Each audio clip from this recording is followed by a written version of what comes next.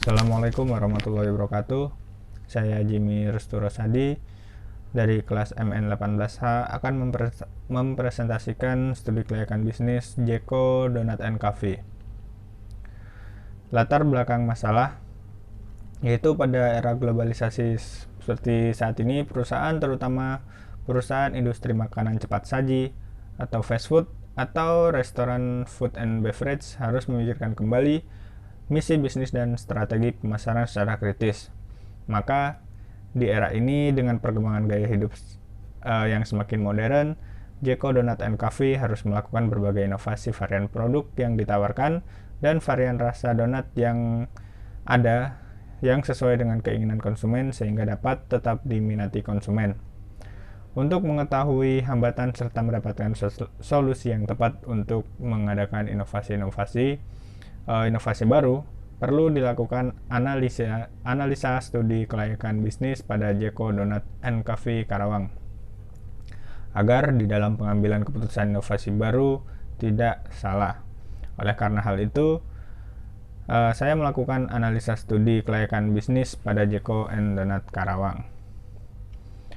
Adapun rumusan masalah yang didapat adalah bagaimana analisa aspek pasar pada Jeko Donat and Cafe, bagaimana aspek pemasaran, aspek teknik dan produksi, aspek manajemen sumber daya manusia, aspek keuangan, aspek ekonomi sosial dan politik, dan juga bagaimana analisa aspek hukum dan lingkungan hidup pada Jeko Donat and Cafe.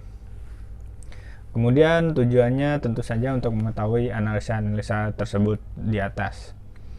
Nah, untuk kegunaan analisanya sendiri yaitu satu, sebagai kegiatan pembelajaran. Dengan dilakukan analisa ini dapat menjadikan kegiatan pembelajaran yang efektif mengenai analisa studi kelayakan bisnis atau suatu perusahaan.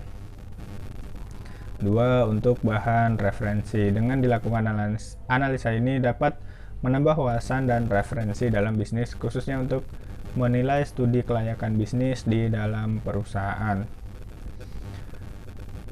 Yang ketiga, untuk perusahaan. Dengan dilakukannya analisa ini dapat menjadikan masukan dan acuan untuk analisa studi kelayakan bisnis bagi perusahaan Jeko Donat and Cafe.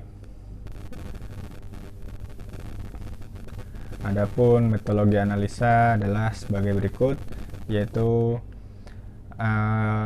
dengan metode kuantitatif deskriptif. Teknik pengumpulan data menggunakan teknik pengumpulan data melalui studi kepustakaan. Studi kepustakaan yaitu mencari dan membaca referensi melalui buku, jurnal, dan literatur lainnya, serta sumber dari internet yang berkaitan dengan materi untuk penulisan analisa ini. Teknik analisa data dengan analisa deskriptif dengan tujuan untuk memberikan gambaran atau deskripsi mengenai suatu data agar data yang tersaji menjadi lebih mudah dipahami dan informatif bagi orang yang membacanya. Pada studi kasus ini berfokus pada objek Jeko Donat and Coffee yang ada di Mall KCP, yaitu untuk mengetahui aspek pasar, pemasaran, aspek teknik dan produksi, aspek manajemen sumber daya manusia, aspek ekonomi, aspek sosial dan politik, aspek keuangan, dan aspek lingkungan hidup dalam Jeko Donat and Karawang. Nah, seperti ini hasil analisa dan pembahasan aspek pasarnya. Bisa dilihat dan mengerti. Dan kemudian kesimpulannya dari pembahasan analisa aspek pasar yaitu perbandingan antara jumlah penduduk di Karawang dengan jumlah data penjualan selama 5 tahun terakhir. Pencapaian penjualan produk sebenarnya masih kurang atau belum maksimal. Dilihat dari perkiraan penjualan tahun 2021 maksudnya ya, yang mengalami penurunan dari tahun 2020 saat ini. Hal ini bisa saja dipengaruhi oleh banyak bermunculan usaha yang sejenis seperti Moko Donat and Cafe dan Kin Donat, sehingga tingkat persaingan pun semakin ketat. Oleh karena itu, perlu dilakukan inovasi varian rasa baru produk donat agar konsumen tidak menjadi bosan dengan rasa yang sudah ada. Kemudian ini adalah hasil analisa aspek pemasaran ya, analisa dan pembahasannya. Analisa STP segmen usia 5-50 tahun kalangan ke atas. Target konsumen Jeko Donat adalah pelajar, mahasiswa, karyawan atau pekerja. Posisi Jeko Donat and Coffee saat ini di pasaran adalah market leader, karena saat ini Jeko Donat and Coffee sebagai perusahaan donat nomor 1 di Indonesia. Hal ini dirasa tidak berlebihan karena mengingat bahwa saat ini jika konsumen ingin makan donat sambil duduk-duduk santai, maka Jeko menjadi salah satu alternatif pilihan mereka. Selain itu, Jeko juga menjadi snack favorit keluarga. Dari anak-anak sampai orang dewasa pun suka dengan donat ini. Meskipun tidak dapat dikatakan sebagai market pioner, tapi Jeko dapat menjadi yang paling unggul jika dibandingkan dengan pesaing-pesaingnya. Kemudian analisis 4P. Produk. Memiliki rasa yang manis, varian rasa dan topping yang berbeda, penamaan produk sesuai dengan topping atau varian rasa yang ada pada donat. Kemudian price, harganya 7.000 per piece.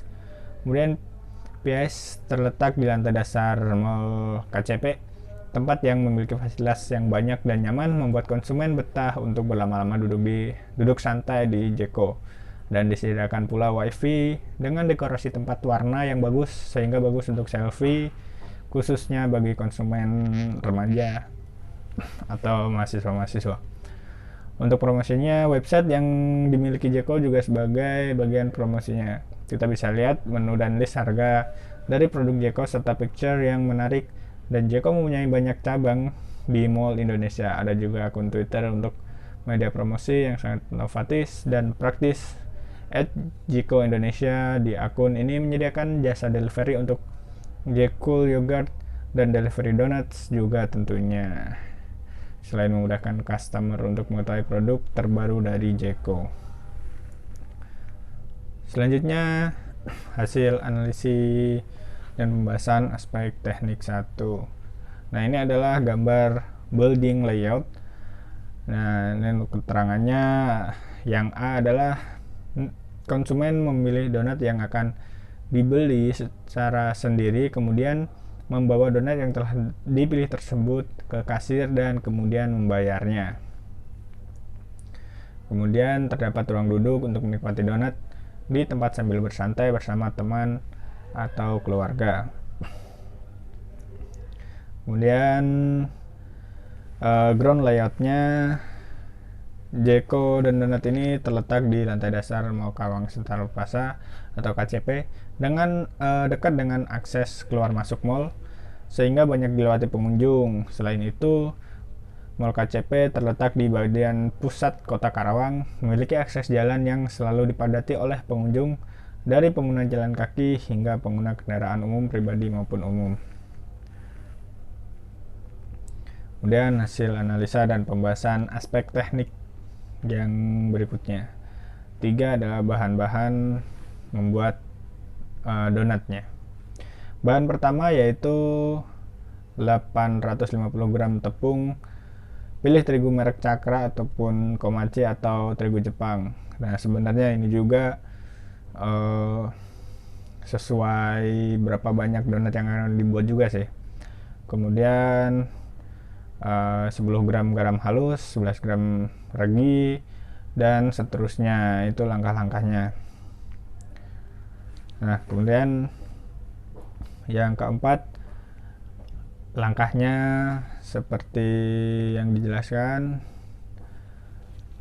yaitu campur aduk bahan pertama sampai betul-betul rata. Jika sudah, tinggal diamankan kurang lebih 1,5 jam sambil ditutupi dengan kain atau plastik mika dan bla bla sampai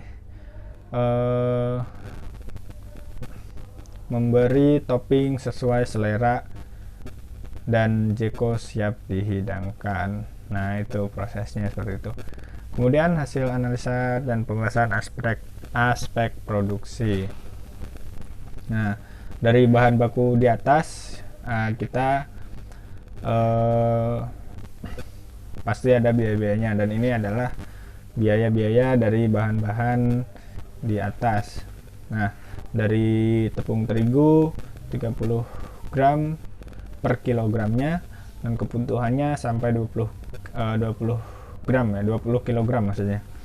Jadi total per hari itu 1.810.000 untuk bahan bakunya. Nah, jika per bulan maka didapat angka yaitu Rp54.300.000.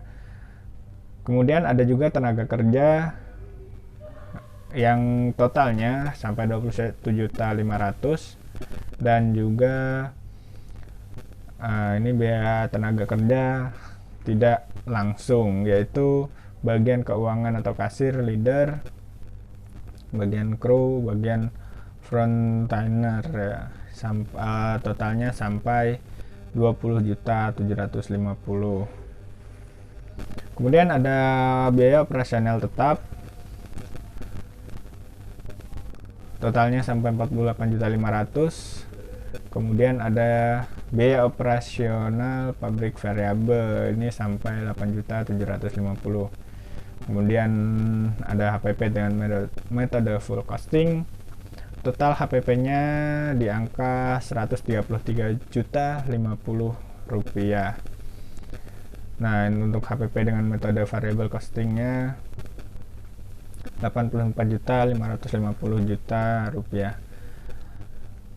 Nah, untuk hasil analisanya BEP yaitu fixed cost-nya 48.500.000, variable cost-nya 105.300.000 rupiah. Kemudian penjualannya, nah ini harga dikali penjualan sama dengan 189 juta dengan harga yang 7.000 ya. Nah, maka BEP yang ditemukan adalah 15.600 unit donat per bulan atau 500 unit donat per hari. Itu untuk unitnya ya. Untuk rupiahnya, maaf keloncatan tadi. Untuk rupiahnya adalah 109.516.129 rupiah, atau ini per bulan. Kemudian untuk analisa dan pembahasan aspek manajemennya, struktur organisasinya tentunya yang paling di atas adalah manager on duty, kemudian ada kasir leader, operational leader, dan produksi leader, kemudian ada kru dan frontliner. Pembagian jam kerja atau shifting di Jeko yaitu dengan 3 shift, opening 6 sampai 2 siang, 6 pagi sampai 2 siang, kemudian closing jam 2 siang sampai jam 10 malam. Kemudian ada naik, ini berlaku hanya untuk weekend aja, jadi jam 10 sampai jam 6 pagi ya, jam 10 malam sampai jam 6 pagi.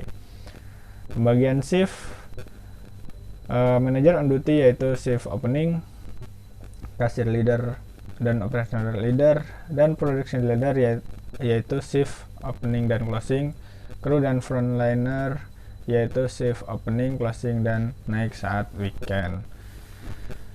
Kemudian pembahasan mengenai aspek manajemen sumber daya manusia. Untuk manajernya yang pasti bertanggung jawab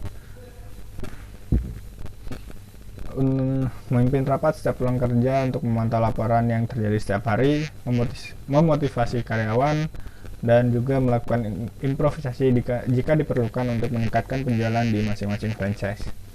Kemudian kasir leader memeriksa laporan setiap transaksi keuangan yang terjadi setiap hari, memantau kerja para stafnya, dan melaporkan pembukuan ke manajer franchise. Operational leader memantau segala operasional usaha di franchise yang menyangkut sarana dan prasarana di franchise. Untuk production leader mengatur segala permasalahan yang menyangkut produksi dalam donat. Kemudian kru merupakan pelayan-pelayan yang bertugas dalam melayani pelanggan yang membantu keperluan pelanggan. Untuk frontliner bertugas untuk menawarkan produk-produk Jeko kepada pelanggan yang di luar secara gratis dan menarik pelanggan dengan komunikasi yang sopan. Kemudian ke aspek keuangannya, Jeko Donat Karawang pada tahun 2017 berencana akan membeli mesin baru, yaitu alat membuat donat agar proses pembuatan bisa lebih cepat dengan harga 75 juta yang memiliki umur ekonomis 5 tahun dan nilai residu 5 juta. Diharapkan akan bisa menghemat biaya tunai sebesar 25 juta, pajak 20% dan retur yang diharapkan sebesar 40%. Nah, seperti ini langkah-langkahnya. Langkah awal, ada langkah kedua, langkah ketiga. Nah, dari perhitungan tersebut ternyata menghasilkan NPV positif sebesar Rp13.412.60, sehingga dapat disimpulkan bahwa pembelian mesin baru tersebut adalah layak. Kemudian analisa dan pembahasan aspek ekonomi. Hambatan-hambatan dalam aspek ekonomi yaitu kebijakan bisnis dari pemerintah, pertumbuhan penduduk, pendapatan nasional dan pendapatan per kapita, investasi dari pihak lain, pertumbuhan industri, kurs valuta asing, kredit perbankan, anggaran pemerintah, penganggaran pemerintah, perdagangan luar negeri, dan neraca pembayaran. Kemudian ada analisa dan pembahasan aspek hukum. Jeko Donat & Coffee merupakan sebuah usaha yang berbentuk PT atau perseroan terbatas yang telah berbadan hukum dan telah mendapat izin untuk beroperasi dan telah melengkapi beberapa surat untuk aspek hukumnya seperti SIUP, SITU, TDP, NPWP, dan lain-lain. Nah, untuk aspek lingkungan,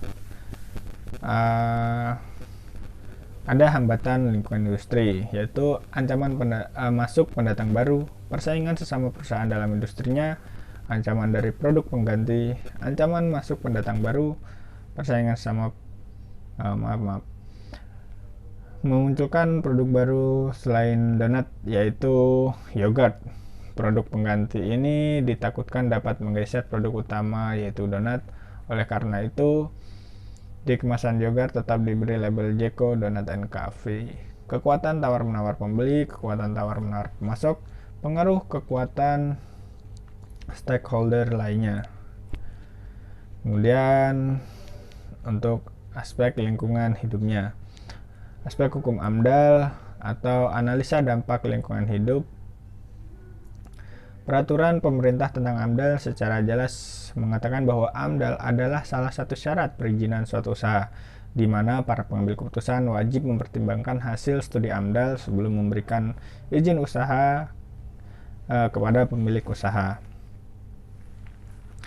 Jeko Donat & Coffee adalah usaha yang terletak di lantai dasar Mall KCP, dan mall ini terletak di pusat kota dan dekat dengan lalu lintas yang padat kendaraan yang selalu ramai, berada di lokasi yang strategis karena dekat dengan pintu masuk Mall KCP. Jadi saat pengunjung mall keluar atau masuk akan melihat toko Jeko tersebut. Limbah yang dihasilkan dari produksi donat maupun produk lainnya dibuang pada tempat yang seharusnya dan disediakan juga saluran pipa pembuangan khusus untuk ini. Untuk kesimpulannya, dari hasil analisa studi kelayakan bisnis yang telah dilakukan pada Jeko Donat & Coffee Karawang adalah dapat dibuat kesimpulan seperti di bawah ini. Dari aspek sosial, menjadikan masyarakat menjadi lebih konsumtif dengan adanya Jeko Donat & Coffee Karawang ini. Dari aspek keuangan, Jeko Karawang merupakan usaha yang layak terlihat dari NPV yang dihasilkan. Dari aspek ekonomi, Jeko merupakan sumber lapangan pekerjaan bagi masyarakat di sekitar lokasi usaha. Nah, untuk terakhir ini ada saran. yaitu menjaga kestabilan harga produk yang ditawarkan di Jeko, karena hal ini berhubungan dengan sifat konsumtif konsumen yang akan mempengaruhi pengeluaran masyarakat Karawang. Nah,